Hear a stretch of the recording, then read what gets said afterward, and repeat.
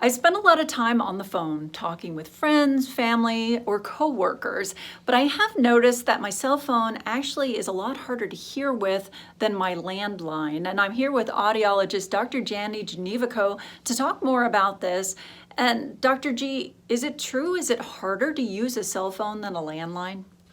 I'm not sure that it's harder, but I think a lot of times when you hold a phone to the ear, you get feedback, and sometimes it causes some disruptions. And so there are basically three issues with hearing loss. One is trying to improve people's hearing generally in conversation. One is trying to help them to hear better on the television. But a big issue is trying to get people to hear better on the telephone. I'm sure you've all heard of Bluetooth. Well, now Bluetooth has been incorporated into hearing aids. Most of you have been through an airport, have seen the guys with the little white things hanging out of their ear, the AirPods. Now you can turn your hearing aid into an AirPod by simply touching it. So the new technology has direct connection between your cell phone and your hearing aids. So if my cell phone's in my pocket and I get a phone call, it rings in my hearing aid and I simply touch my hearing aid and now I am connected. If I want to hang up, I simply touch it again and I disconnect. It does not require any external devices. The hearing aid itself becomes the talkback mic as well as the listening mechanism. It's about like hands-free in your car. So if you're in the car and you've got hands-free and you get a call, you push the button on the console, or if you have Bluetooth connectivity in your hearing aid, you simply touch your hearing aid. Whichever one you touch first works.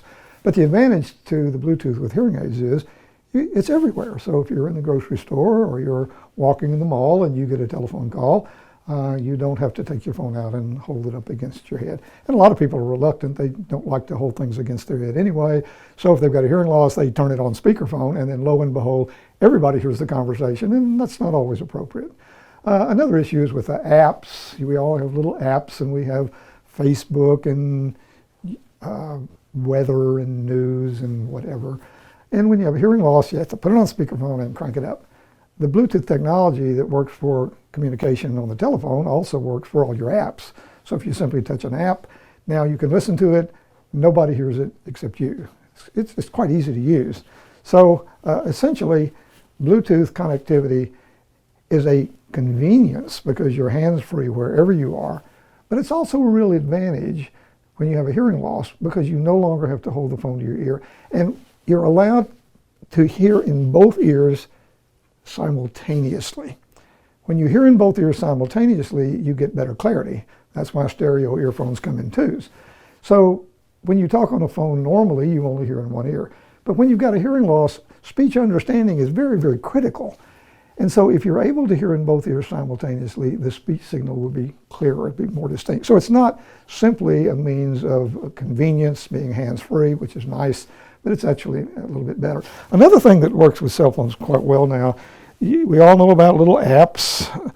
You can get an app. I don't know if you can zoom in on my phone or not, but you can get an app for your cell phone. You can simply tap it, and from my cell phone, I can regulate volume. I can change one aid louder and one aid softer. I can change the frequency range. I can use different settings for different listening environments only with the touch of my finger. So cell phones and Bluetooth connectivity have come a long ways, not simply for convenience, but also to help people in difficult listening situations when they might not be able to manipulate something behind their ear easily. So it's not an end-all, it's not perfect, but it's another step to try to make people with hearing loss function better in the real world, which is becoming more and more virtual. And I imagine you probably show your patients how to use this, yes, and get it all hooked up. Right, yeah. When patients come in, it's very easy to pair it. These things will work on almost any cell phone, and it's very easy for the patients to use it. So we teach them how to do that, and then they're pretty much good to go from that point. And I almost imagine it's almost better than having a cell phone to have the hearing aids and to actually be able to hear your cell phone on a regular basis. That's right. So now you have the advantage over the AirPod because you're not simply listening to devices through the Bluetooth media, but you're also able to hear people in conversation much better. So I think it's a big boost in that area, and you're going to see more and more of the companies that build hearing aids going to Bluetooth connectivity. And if you'd like to learn more, you can give them a call in Lynchburg, 434-528-4245. In Danville, they can be reached at 434-799-6288.